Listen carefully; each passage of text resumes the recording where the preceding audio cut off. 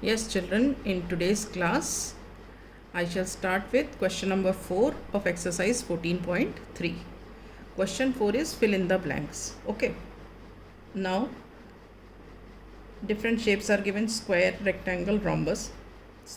I have done 3 parts on this sheet, and at the back I have done rest of the parts. Okay. In square, we have to find the center of rotation, we have to find order of rotation and angle of rotation. Similarly for rectangle and rhombus. So first I take up the square. Okay, 2 squares I am keeping. This is the original shape, and in this I will show the movement, rotation. Okay, first is center of rotation. How do we get the center of rotation? Center of rotation we get by the intersection of the diagonals. ये जो एक ये diagonal बनाई, ये एक diagonal बनाई, ये point of intersection मिल गया. तो सेंटर ऑफ रोटेशन क्या है हमारा? Suppose this point is O, this is the centre of rotation which is the point of intersection of diagonals. तो सेंटर ऑफ रोटेशन हम लिख देंगे point of intersection of diagonals. ठीक है. अब हमें निकालना है order of rotation. Order of rotation कैसे निकालते हैं हम? Number of times figure looks exactly the same when it is rotated to 360 degree. मतलब ये इसको ऐसे करके हम बताती हूँ. जैसे ये है फिगर, इसको हमने ऐसे करके, ये एक ही पोजीशन यहाँ थी, इसको घुमा करके ऐसे करके वापस ये रोटेशन, ये कंप्लीट रोटेशन हो गया, ये वापस आ गया यहाँ पे गोल घूम के. तो इसको बोलते हैं 360 का रोटेशन. तो ऐसा करते हुए कितनी बार ये दोनों फिगर्स एग्जैक्टली सेम दिखते हैं, तो वो होती है हमारी angle of rotation, sorry order of rotation. तो अब देखो, हम इसको रोटेट करते हैं थ्रू 90 डिग्री. अब इसे 90 डिग्री क्यों रोटेट करते हैं? क्योंकि एक तो ये रेगुलर फिगर है, तो एंगल ऑफ रोटेशन हम निकाल देते हैं 360 divided by the number of sides से. तो उससे हमको 90 डिग्री मिलता है. लेकिन हम देख लेते हैं, चेक कर लेते हैं. देखो, अगर हमने इसको ये सेंटर ऑफ रोटेशन से रोटेट किया थ्रू 90 डिग्री, ये यहाँ पे आ गया. तो अब 90 डिग्री रोटेट करने पर क्या हुआ कि ये फिगर और ये फिगर एग्जैक्टली सेम दिख रहे हैं.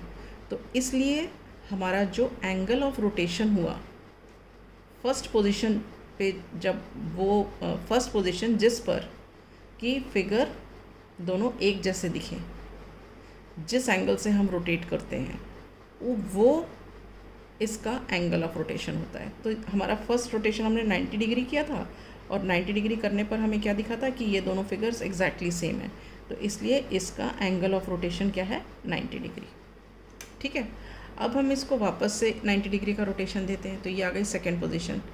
फिर हम इसको अगर ओवरलैप, इसको इसके ऊपर रखेंगे तो ये ओवरलैप करेगा सेकेंड पोजीशन पे भी. फिर से हम इसको 90 का रोटेशन दे रहे हैं, तो भी इसको अब इसके ऊपर रखेंगे तो ये दोनों फिगर्स ओवरलैप करेंगे.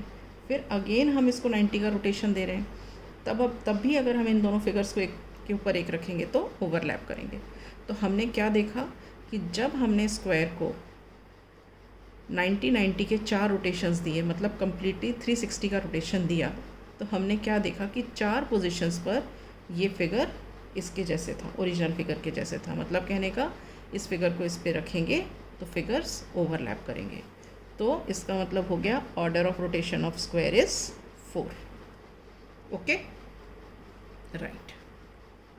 Now we see the order of we take up the second case of rectangle, and in this we will find center of rotation, order of rotation and angle of rotation. ठीक है. So first we'll find the center of rotation. अब center of rotation कैसे निकालते हैं? ये देखो, एक minute, हम ये ऐसे रख लेते हैं इसको.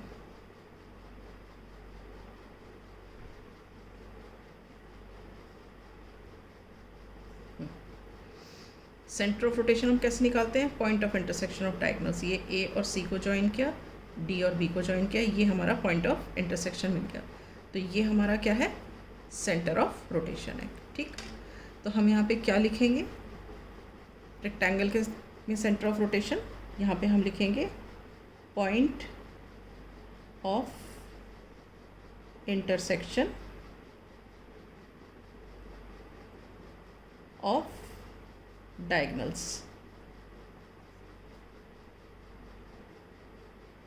ठीक है, ये थोड़े फिगर टेढ़े मेढ़े हो गए, इसको सीधा कर देते हैं। Okay, right.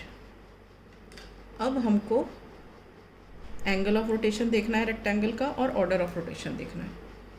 Angle of rotation कैसे देखेंगे कि जब हम इस रेक्टेंगल को रोटेट करेंगे तो जिस पहली पोजीशन पर ये फिगर और ये फिगर एग्जैक्टली सेम दिखेगा तो वो इसका एंगल ऑफ रोटेशन होगा। तो अब हम क्या करते हैं, ये सेंटर ऑफ रोटेशन पर हमने कंपास रखा और अब हम इसको रोटेट करते हैं। देखो मैंने इसको रोटेट किया, तो रोटेट किया तो ये वर्टिकल हो गया और ये हॉरिजॉन्टल हो गया। अगर मैं इसको इसके ऊपर प्लेस करूँगी तो ये ओवरलैप नहीं करेंगे। फिर से मैंने इसको 90 डिग्री का रोटेशन दिया, ठीक है, ऑल राइट। तो अब ये देखो कि ये फिगर और ये फिगर दोनों हॉरिजॉन्टल हो गए और क्या हुआ, अगर मैं इसको इसके ऊपर रखूँगी तो ये ओवरलैप कर जाएगा, राइट। तो ये मेरी फर्स्ट पोजीशन थी जबकि ये दोनों फिगर्स ओवरलैप कर रहे थे। और ये पोजीशन कब आई, मैंने 90 + 90 के 2 रोटेशंस दिए तब ये पोजीशन आई। तो इसका मतलब क्या हुआ, रेक्टेंगल में एंगल ऑफ रोटेशन कितना है, 180 degrees, all right.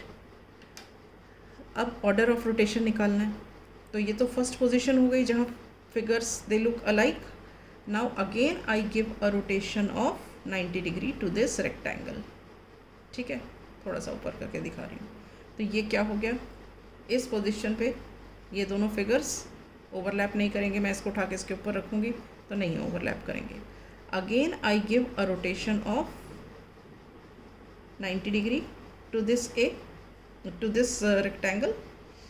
So now what we observe that this A comes back to the original position. यहाँ था A, यहीं पे आ गया वापस। तो अब इस फिगर को इसके ऊपर रखेंगे तो दोनों ओवरलैप करेंगे, ठीक है। तो जब हमने इसको 360 का रोटेशन दिया, मतलब 90 90 90 90, 4 बार हमने 90 90 किया, तो हमने ऑब्ज़र्व किया कि 2 पोजीशंस पर ये दोनों फिगर्स दे लुक अलाइक, कि मतलब इसको उठा के इसके ऊपर रखे तो ओवरलैप कर जाएगा, ठीक है। तो इसलिए रेक्टेंगल का ऑर्डर ऑफ रोटेशन क्या होगा, 2 होगा।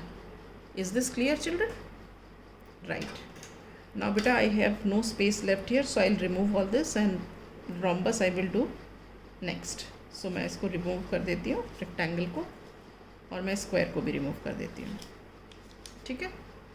Now we come to the third part, which is rhombus. Okay, see this is rhombus, this is the second rhombus, both have same shape and size. Now we have to find the center of rotation. How do we find the center of rotation? Again the same process, point of intersection of diagonals, join कर दो diagonals को, ये diagonals है, ये join किया, अब ये भी ज्वाइन किया BD,